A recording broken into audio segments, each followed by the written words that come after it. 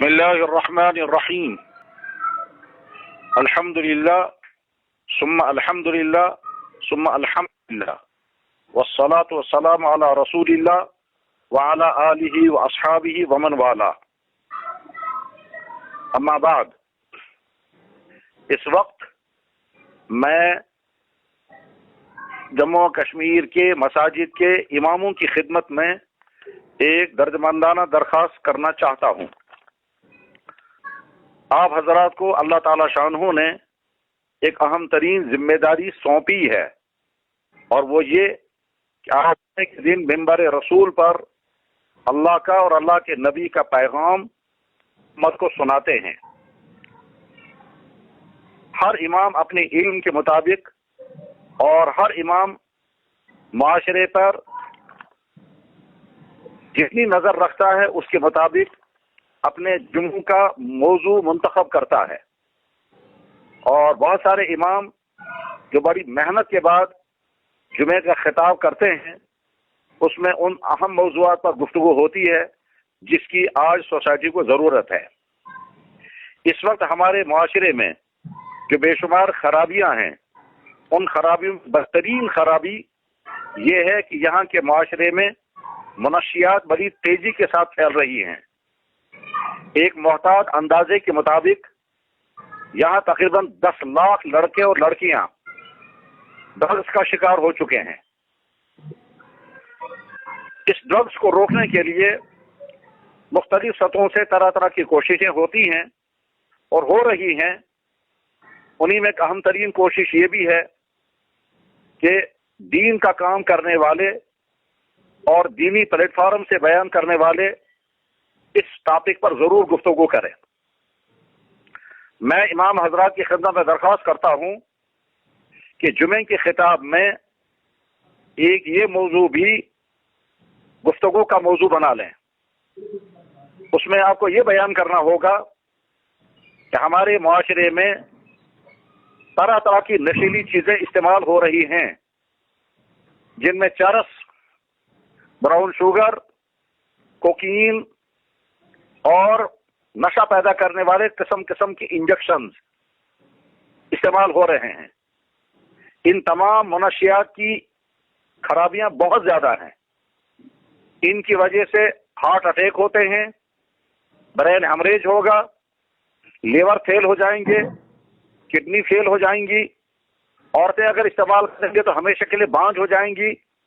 ان کے بچے اب نارمل پیدا ہوں گے یا پاگل ہوں گے. اگر نشیلی چیزیں انجیکشنوں کے ذریعے استعمال ہو رہی ہیں تو اس کی وجہ سے نسیں بلاک ہو جاتی ہیں، اور اس کے بعد پھر ہاتھ پاؤں کاٹنے پڑ جائیں گے. اور خدا نہ خواستہ اگر ایک سرنج بار بار استعمال ہو رہی ہے تو اس کی وجہ سے خطرہ اس بات کا ہے کہ HIV بھی ہو سکتا ہے. غرض یہ کہ طرح طرح کی جسمانی نقصانات تو لازمی ہیں، اس کے علاوہ ذہنی نقصانات بہت زیادہ ہیں. جن افراد کو منشیات کی لت لگ جاتی ہے وہ ذہنی دباؤ کا شکار ہوتے ہیں، بے چینی میں مبتلا ہوتے ہیں، پریشر بڑھ جاتا ہے، اور پھر اس کے نتیجے میں پورا خاندان متاثر ہوتا ہے. جس گھر کا لڑکا یا لڑکی منشیات میں سے کسی بھی خرابی کا شکار ہو گیا، اس گھر کے ماں باپ بھی اور اس کے بھائی بہن بھی اس سے متاثر ہونا لازمی ہوتے ہیں. جو افراد منشیات کا شکار ہو جاتے ہیں ان کو ایک ڈرگس لینے کے لیے بعض دفعہ کئی ہزار روپے کی ضرورت ہے. مثلا براؤن شوگر کہ عام طور پر، جیسا کہ ہم نے سنا کہ عام طور پر ایک خوراک یعنی ایک ٹائم کی ضرورت 2,500-3 ہزار روپے کی براؤن شوگر سے پوری ہوگی، اور یہ روزانہ کی ضرورت ہے. اسے اندازہ کریں کہ مہینے میں کتنا چاہیے اور پھر سال میں کتنا چاہیے. اور جب اتنی آمدنی نہیں ہوتی ہے تو پھر بعد میں گھر کی چیزیں بکتی ہیں، چوریاں ہوتی ہیں، اور خدا نخواستہ اگر لڑکیاں اس میں مبتلا ہو گئی ہوں تو وہ سب کچھ کرنے پر مجبور ہو جاتی ہیں جن کا تذکرہ کرنا بڑا مشکل ہے. ہمارے ائمہ حضرات عوام کو مخاطب بنا کر کے یہ بیان کر سکتے ہیں کہ والدین اپنے بچوں پر گہری نظر رکھیں. اگر تمہارے بچے کسی طرح کے ڈرگس، کسی طرح کی منشیات کا شکار ہو گئے تو سمجھو ان کی زندگی برباد ہو گئی اور وہ ان کی زندگی نہیں، وہ پورے گھر کے لیے بربادی کا ذریعہ بنیں گے۔ یہ بات جب اماموں کے ذریعے سے سننے والوں تک پہنچے گی اور بڑی دردمندی کے ساتھ یہ بات کہنی ہے، اس میں طنز نہیں کرنا ہے، اس میں غصہ نہیں کرنا ہے، اس میں محبت کے ساتھ اور پیار کے ساتھ اور اپنے بچوں کی زندگی بچانے کے جذبے کے ساتھ جب یہ بات کہی جائے گی تو انشاءاللہ سننے والوں تک یہ بات پہنچے گی۔ ساتھ یہ بھی بتا سکتے ہیں کہ خدا نخواستہ جس گھر میں کوئی بچہ اس میں مبتلا ہو گیا ہے تو اس بچے کے ساتھ رحمدلی کا معاملہ کریں، اس بچے کے ساتھ نرمی کا سلوک کریں، اس کو ڈپٹ نہ کریں، اس سے نفرت نہ کریں اور اس کو برا بھلا نہ کہیں اور اس کو گھر سے باہر دھکے دے کے نہ نکالیں، کیونکہ ان تمام چیزوں کی وجہ سے وہ گھر سے نکلنے والا نہیں ہے۔ ان تمام چیزوں کی وجہ سے وہ اور زیادہ اس میں مبتلا ہو جائے گا۔ البتہ ایسے بچوں کے ساتھ محبت، نرمی، ہمدردی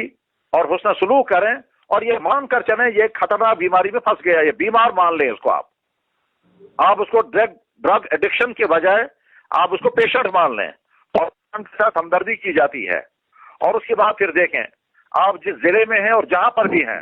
وہاں قریب کے ہسپتالوں میں جہاں بھی ڈرگ انڈکشن کے سینٹر موجود ہیں ان سینٹروں میں بچوں کو لے جائیں اور وہاں جا کر کے ہو سکتا ہے کہ وہاں کی ان سروسز سے یہ بچہ جو ہے ان خرچوں سے نکل آئے گا، اور اس سے زیادہ جو فائدہ مند چیز جو ہے وہ ان بچوں کو تبلیغ جماعت کے ساتھ بھیجیں اور کوئی ہمدرد امیر اور ہمدرد ساتھی اگر ساتھ ہوگا تو اس کی وجہ سے انشاءاللہ یہ بچے ان خرابیوں سے بچیں گے، اور اگر ان کا ذہن بدل گیا تو بعد میں وہ خود ہی اپنے آپ سے لڑنے کی ہمت کریں گے۔ میں ائمہ حضرات سے درخواست کروں گا کہ وہ منشیات کے سلسلے میں ہمارے دین نے جو کچھ بیان کیا، قرآن کریم میں آیات موجود ہیں، احادیث مبارکہ موجود ہیں، اور اسی طرح سے ہمارے ہاں کتابوں کا جو لٹریچر ہے اس میں جوانوں کی خرابیوں پر مشتمل جو کتابیں ہیں ان میں پورا باب آتا ہے نوجوانوں کی نشیلی عادتیں، ان بابوں کو پڑھیں، اس میں نقصانات جو بیان ہوئے ہیں وہ پڑھیں، اخلاقی نقصان، مالی نقصان، جسمانی نقصان، ان کا اپنے موضوعات میں بیان جب کریں گے تو انشاءاللہ اس کی وجہ سے امت تک میسیج پہنچے گا اور بہت سارے گھر اس تباہ ہونے سے بچ جائیں گے۔ امید ہے کہ جن اماموں تک یہ عاجزانہ درخواست پہنچے گی وہ امام حضرات اس پر ہمدردی کے ساتھ غور کریں گے، اور یہ بات اس لیے کہنی پڑ رہی ہے کہ ہمارے سامنے ان گھروں کا حال جب پہنچتا ہے جن گھروں میں لڑکے یا لڑکیاں اس تباہی کا شکار ہو گئی ہیں اور اس گھر کے والدین خون کے آنسو رو رہے ہیں، تو اس وقت